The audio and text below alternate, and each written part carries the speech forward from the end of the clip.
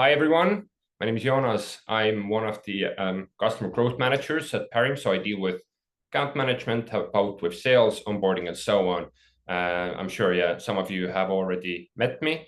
And I have with me here also Kauri from our customer support, who you might have also spoken to. He will be in the chat then, responding to any questions that you might have. And yeah, today's topic is updating pay rules ahead of minimum wage increase in the UK. So let me just share my screen here with you as well. Okay, that should be visible now. So yeah, updating pay rules ahead of minimum wage increase in the UK. Last year, we did a similar webinar. As you know, the wage increase happens on the 1st of April each year. In the technical sense, the method of doing this hasn't changed really since last year, but we just want to make sure that everyone's kind of up to date on how it can be done in PARiM.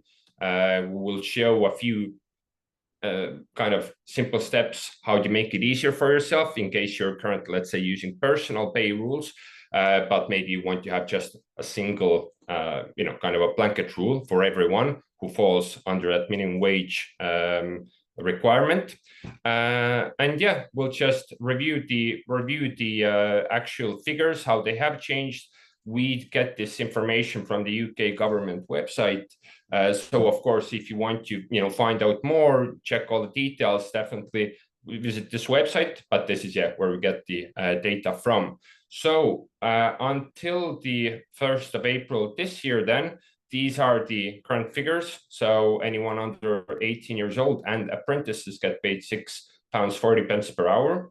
Anyone between the ages of 18 to 20 gets paid £8.60 per hour, and anyone 21 and over that receives a national living wage, which is £11.44 per hour. So that will change from the 1st of April. And the new rates are presented here. So £7.55 for anyone under 18 years old and apprentices, £10 per hour exactly for anyone between the age of 18 and 20, and £12.21 for anyone aged 21 or over. Now, the apprentices are entitled to the apprentice rate if they're either aged under 19 or they're aged 19 or over and in the first year of their apprenticeship.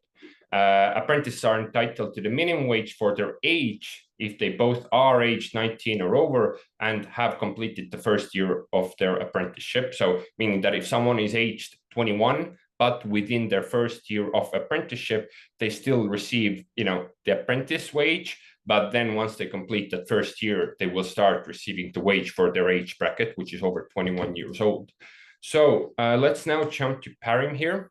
I'm in my testing environment, and I will go to pay and charge and pay rules.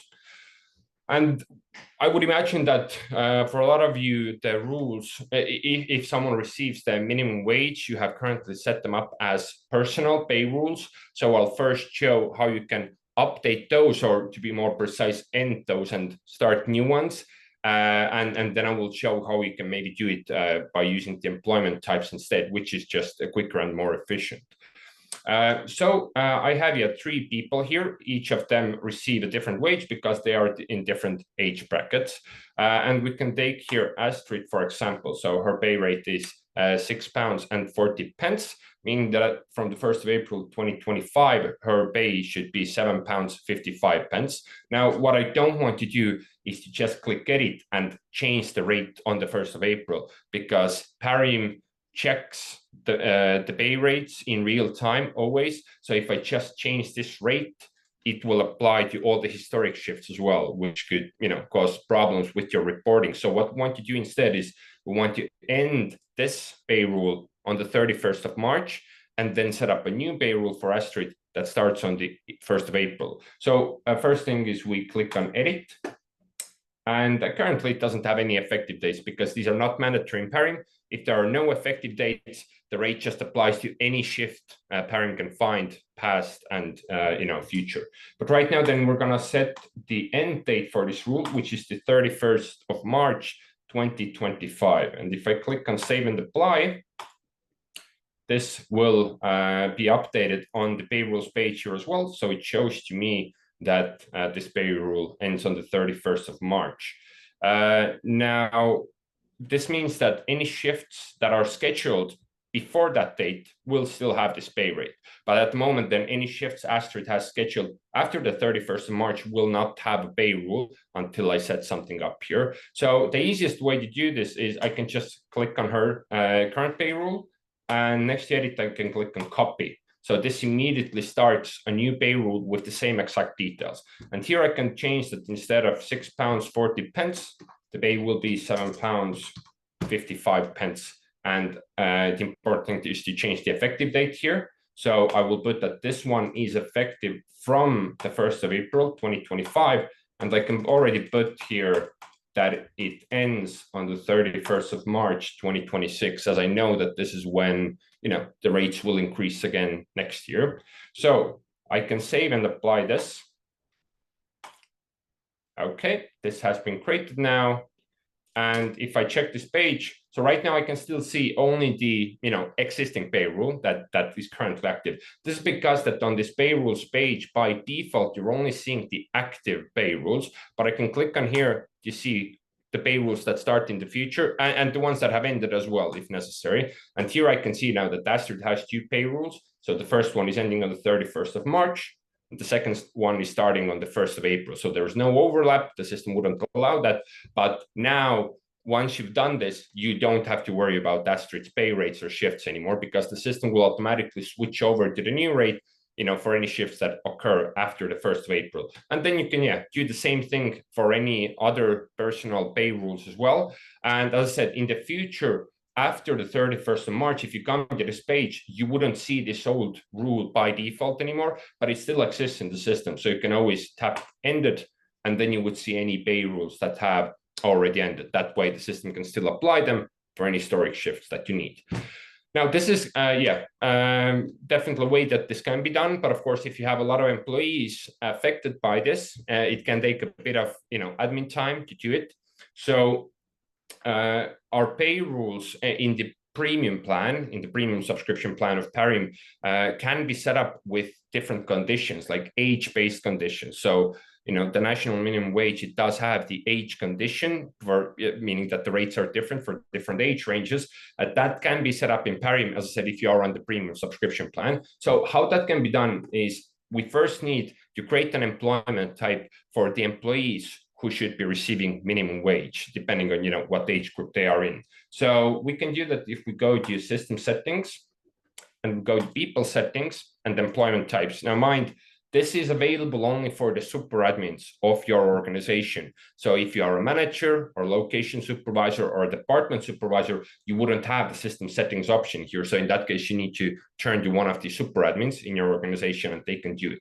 But I'll come here, people settings, employment types, and here I can see the employment types I have in my system. So currently I only have one named standard, but I can add a new employment type. So I'll give it a name. I can name it just national minimum wage. I'll put that it is active. I can add a description if I want to, but I don't need to.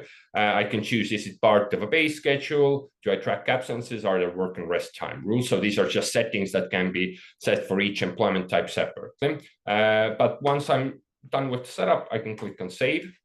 And this has now created the national minimum wage employment type. Now, I don't currently have any people in this employment type because I haven't moved anyone there. All my employees are in the standard employment type. If I want to move people to a different employment type, then I would go to the people page.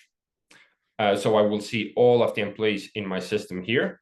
And then I can select the people who I want to move to the new employment type. So let's say I'll pick here Aaron, maybe Astrid, Eamon, Blythe. And with selected, I can put change employment type.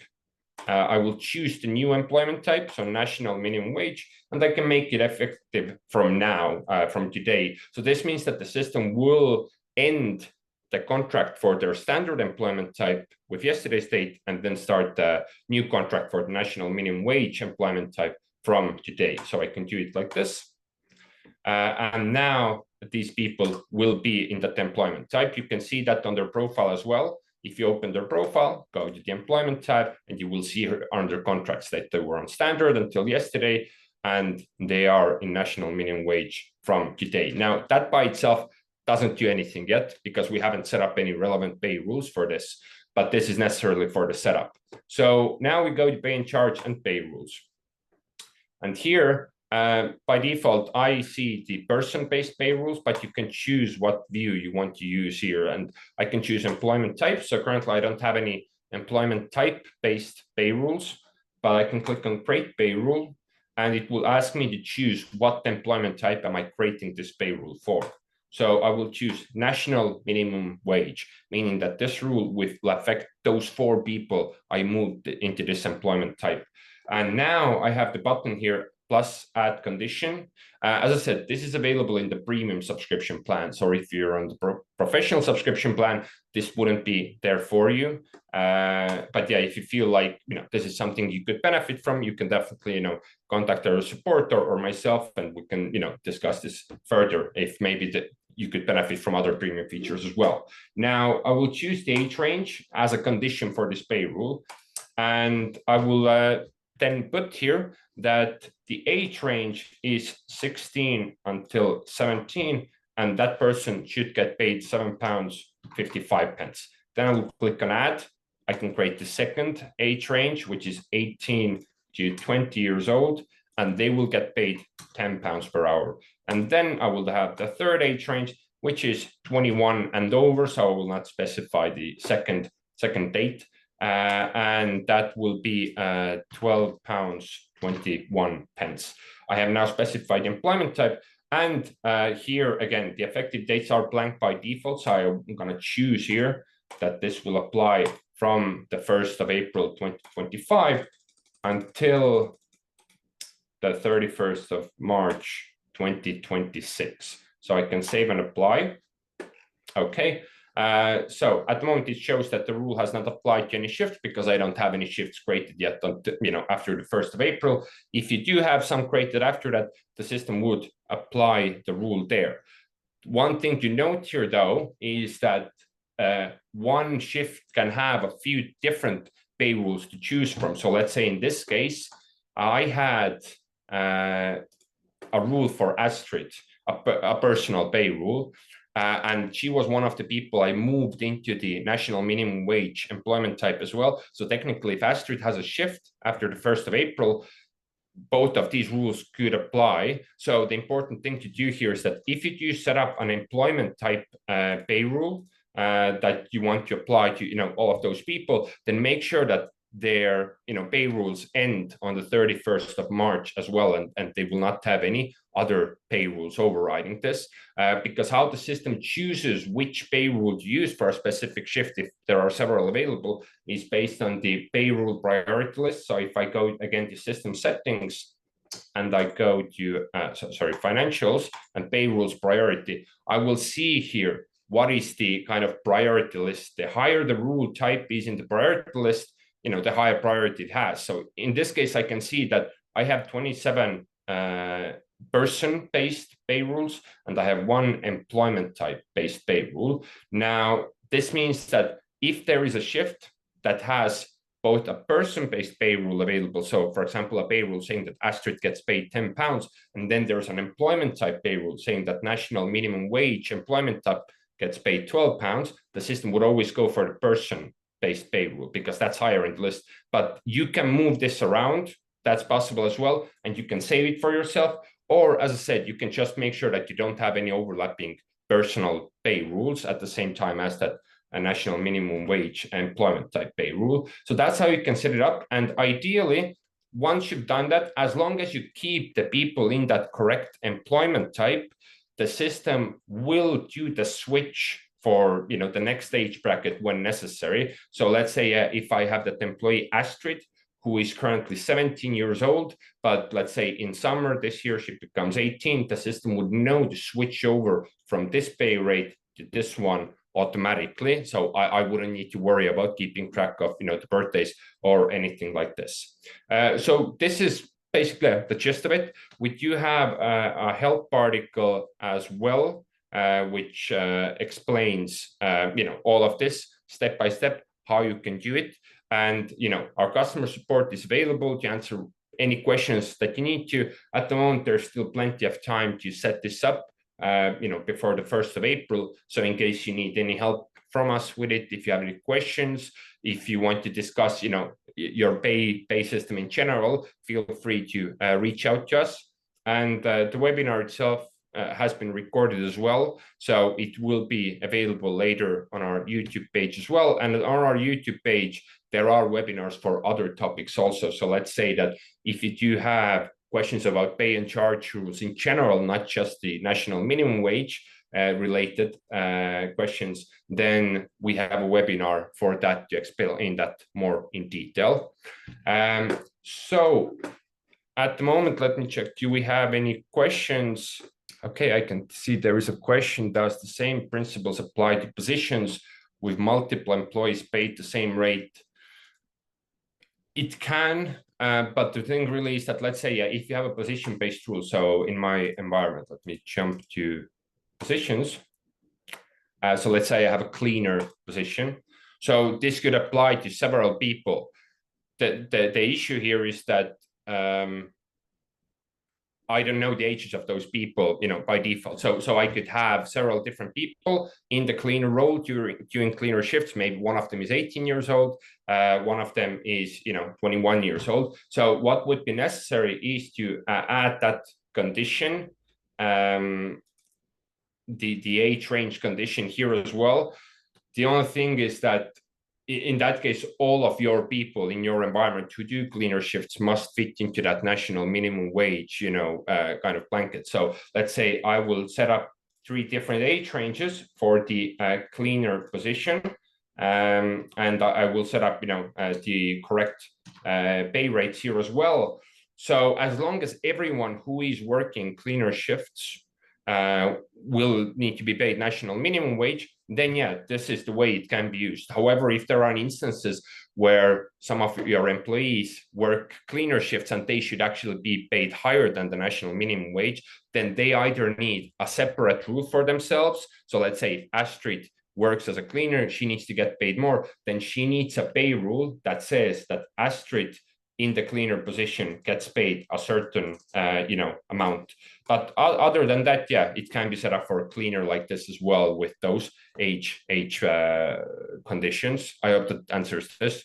Okay, it seems that other questions have been answered. If anything comes up later, feel free to reach out to us, and we do our best to help you then. Thank you very much for joining then. I'll end the webinar now, and have a nice day. Take care. Bye.